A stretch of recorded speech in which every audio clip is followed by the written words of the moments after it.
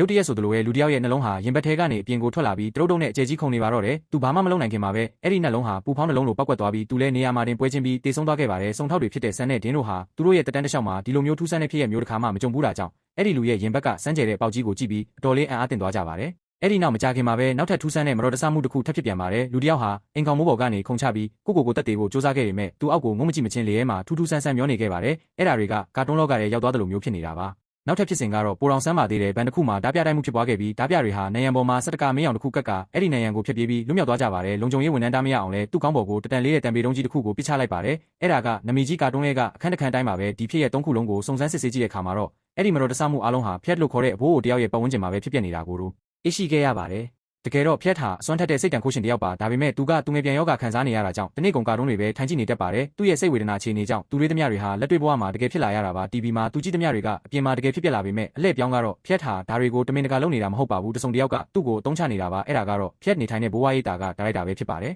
ဒါရိုက်တာကနံရံမှာပေါက်ဖောက်နိုင်ဖို့အတွက်ဖျက်ကိုဘန်နီးကဘန်ကားတစ်စီးရဲမှာထိုင်ခိုင်းပြီးကာတွန်းတွေပြတ်ထားခဲ့တာပါဒင်းကအဲ့ဒီနေရာကိုရောက်သွားပြီးဒါရိုက်တာကိုတားဖို့တင်းနဲ့ပြစ်လိုက်တဲ့အခါမှာတင်းနဲ့ကအယုတ်တင်းနဲ့ဖြစ်ပြောင်းလဲသွားပါတယ်ဒါရိုက်တာဟာဖျက်ရဲ့အစွမ်းကိုတုံးပြီးသူတို့ကိုတားဆီးနေတာပါဆန်နဲ့သူတို့ရဲ့ကောင်းကင်တမန်သူငယ်ချင်းဖြစ်သူကက်စထရိုဟာဖျက်ရဲ့စိတ်အာရုံတွေကိုဝင်ကြည့်လိုက်တဲ့အခါမှာတော့ဖျက်ဟာကာတွန်းလောကထဲမှာပျော်ရွှင်နေတာကိုတွေ့ရပါတယ်အပြင်လောကမှာသူကြောင့်ပျက်စီးဆုံးရှုံးမှုတွေဖြစ်နေတာကိုသူလုံးဝမသိရှာပါဘူးဆန်ကသူ့ကိုဖျက်ခင်များရဲ့အစွမ်းတွေကြောင့်လူတွေတည်နေကြပြီးခင်များတတိပြန်ဝင်မှဖြစ်မယ်လို့ရှင်းပြလိုက်ပါတယ်အခုတော့ဖျက်မှာခက်ခဲတဲ့ဆုံးဖြတ်ချက်တစ်ခုချရတော့မယ်သူ့ရဲ့ပြောစရာကောင်းတဲ့စိတ်ကူးရင်လောကထဲမှာပဲဆက်နေမလားဒါမှမဟုတ်နာကျင်စရာကောင်းတဲ့လက်တွေ့ဘဝကိုပြန်ရင်ဆိုင်မလားဆိုတာပါပဲတစ်ဖက်မှာလည်းဒါရိုက်တာကထွက်ပြေးဖို့နေရံမှာစက်တကကတ်လိုက်ပေမဲ့ဒီတစ်ခါမှာတော့ဖျက်ကလက်တွေ့ဘဝထဲတတိပြန်ဝင်လာပြီးဖြစ်တဲ့အတွက်အလုံးမဖြစ်တော့ပါဘူးဒါကိုသိသွားတဲ့ဒါရိုက်တာကတင်နက်ကိုကောက်ကင်ပြီးဒင်းကိုအဆုံးစီရင်ဖို့စူးစမ်းပါတယ်ဒါပေမဲ့ဖျက်ကအချိန်မီရောက်လာပြီးသူ့ရဲ့အစွမ်းကိုသုံးကဒါရိုက်တာကိုတားဆီးနိုင်ခဲ့ပါတော့တယ်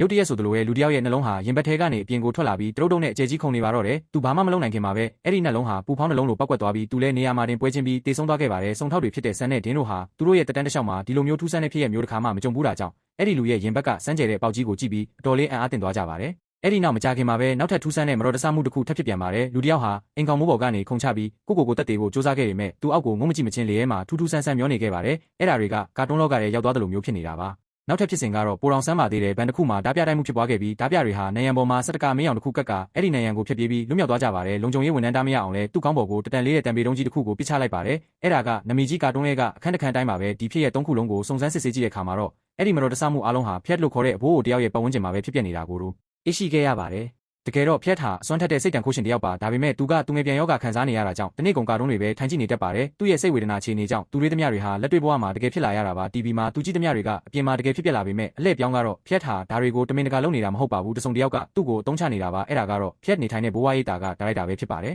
ဒါရိုက်တာကနံရံမှာပေါက်ဖောက်နိုင်ဖို့အတွက်ဖျက်ကို